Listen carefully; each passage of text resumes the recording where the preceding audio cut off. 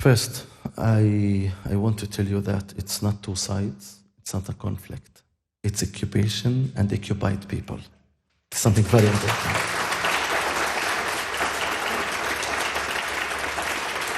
For me, nonviolence resistance is the only and the best way to achieve our rights. I'm doing it since 22 years. The children who fight to go to school, in spite of the checkpoints, in spite of the army aggression. In Hebron, the students in the morning, 6 years old, they passed a checkpoint with a moody soldier who harassed them and harassed their teacher, and settlers attacked them and attacked their teachers and attacked their schools. Their insistence to reach the school and study, it's nonviolence resistance.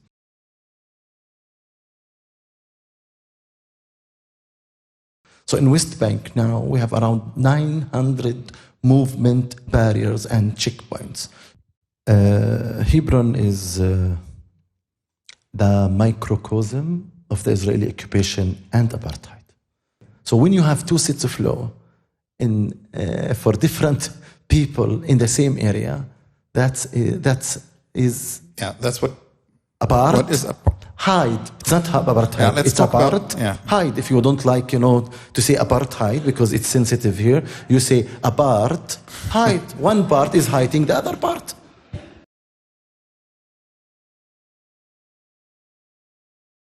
The Israeli military controls all aspects of my life, from water to electricity to import to export to transportation. It's all controlled by the Israeli occupation. We are oppressed. I'm stateless. I live without basic human rights. Non-violence resistance, according to the Israeli military law, is not allowed. I was arrested, ill-treated, indicted, convicted in the military court for my non-violence activities. And if you want to have the same standards, did you question the civil rights movement in the United States about the black intention to become equal with the white supremacist? Did we question their intentions? It's about the systems. It's about that we all should describe that the main evil, the main violence generator is the occupation and the oppressors. We can't make the victims and the oppressors with the same judgment. This is something very important.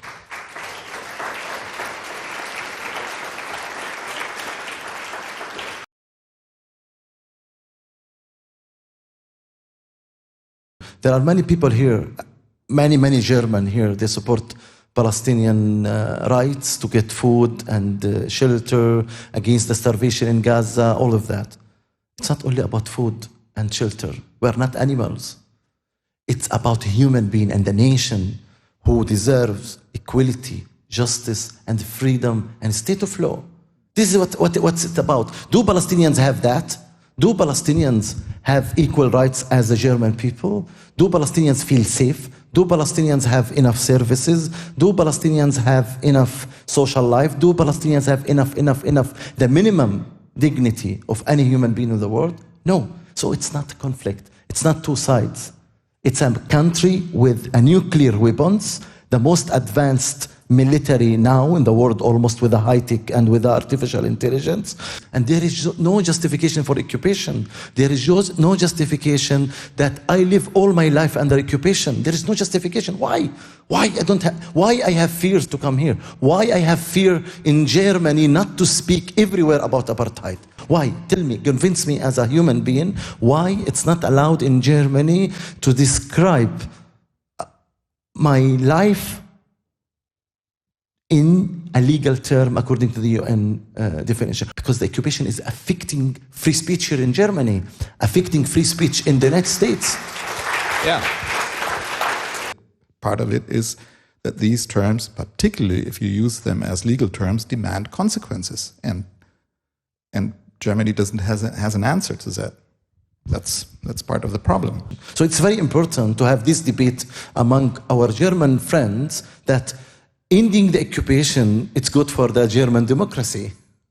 You told us to respect international law, what's happening now. And that's why we are now really at the core does Germany want to stick to international law? Is international law valid or is it not? This is what's being decided in the next weeks, month, or year.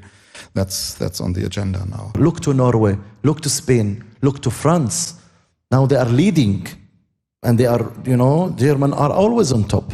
Now they are going faster than you, so you have to be a little bit, speed up the discussions about the occupation here and change the discourse. So Germany should, compete with other countries who are leading to make the occupation end soon. Macron is talking against the occupation. Many other countries are talking against the occupation. So we want Germany to listen to other European countries and follow that they should recognize Palestine as a state, and they should punish the occupiers, because incentives, 30 years of incentives with a trade agreement without any result from the occupiers, we should support in Germany here the UK sanction on Netanyahu, Ben-Gvir and Smotrich.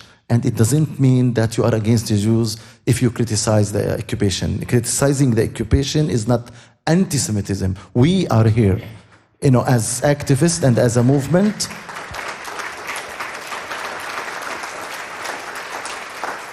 We are all against any type of racism, and anti-Semitism is not part of our moral cause as Palestinians, and this is one of the main reasons I use nonviolence resistance, because it's a moral for me, it's a principle for me.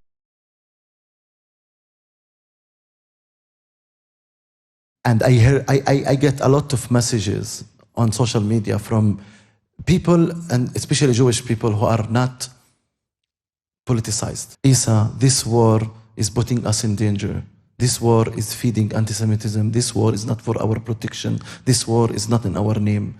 I hear Israelis say it. It's hope. What gives me hope is that Palestinian children, Palestinian women who are really not giving up and staying and remaining, and they don't want to be immigrants again. They don't want to be refugees again. They stick to the land, firm, strong.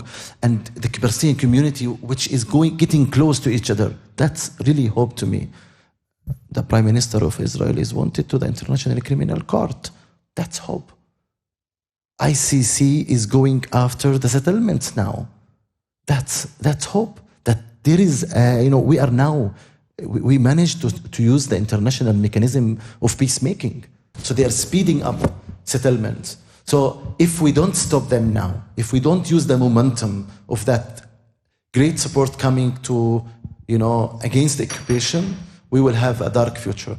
The Israeli government now, they are leading us to one apartheid state from the river to the sea. This is the reality in the ground, and they are removing any infrastructure for two-state solution. This is what I talked to in the parliament today, and this is what I will tell the foreign ministry tomorrow, that Germany, thanks to Germany, supports the two-state solution. But I want the German foreign minister to come and walk with me and show me where is the two-state solution. Because they are building settlements everywhere. They are cutting the geographic, the continuity, the geographic continuity with anywhere. We, the Palestinians, the optimum solution is first to recognize us as a human being and as a nation who deserves full equal rights, with one-state solution or with two-state solution. So that's the majority of Palestinians. But first, recognize us as a nation and as equal human beings who deserve freedom and justice and equality, not about shelter and food. I don't want to discuss food, in spite that it's very, very important. Starvation in Gaza, it's shame on the world that we have starvation in Gaza. It's shame in the world that 111 Palestinian civilians were killed yesterday when they were trying to get food, from American organizations who, use food as a tool of control, which is a huge violation to the international law. So the future is either dark or we will make the occupation costly. I hope the sanction, the ICC, with this Netanyahu, and will make a new leadership in the Israeli government who will see that peace is the only way to have security for everybody, because security is a mutual concept. If I'm not secure, do you think any Israeli will be secure? So security is a mutual concept, and for everyone. And we want to see that. We want violence to be reduced to minimum and occupation be ended.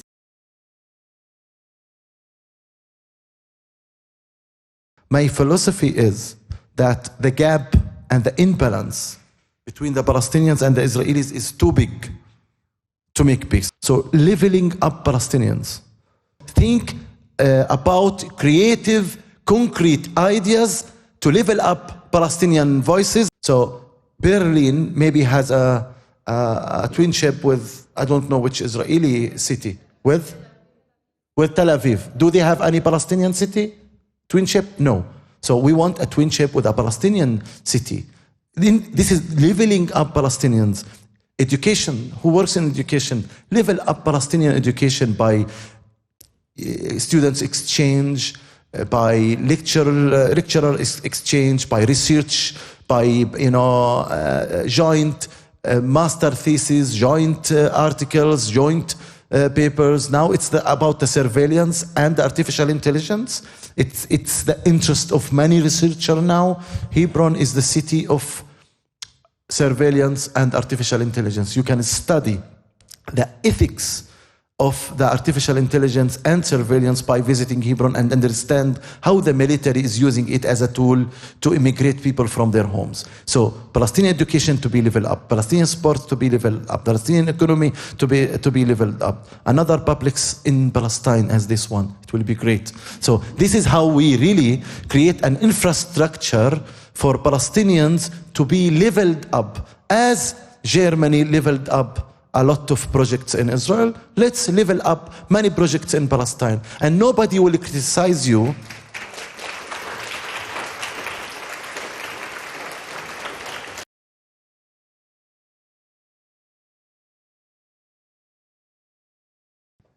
First, I don't feel that I have hate to anybody. Because if I have hate in my heart, it's not healthy for me. So no hate. I trained myself not to have any hate and not to have any anger. And usually, sometimes when I feel angry, I directly do things to make it calm down. How I calm down myself? By reacting in the opposite way of how they want me to react. So when the settlers dehumanize me and provoke me, and they want me to do a violent reaction, I do non-violent reaction. So I do a lot of things to really make me to have peace inside my heart and to stay healthy. From doing media, to shout, to walk, to run, to keep, doing a lot of things to make it costly for them. And each time, thanks God, each time they attack me, they pay a high media price for it. So I use media and social media as a way to react to their violence, and for sure, documentation. So I document, I expose these human rights violations, and I do diplomacy, and I do really show them that I'm not afraid of them. Thank you. Thank you, Sean.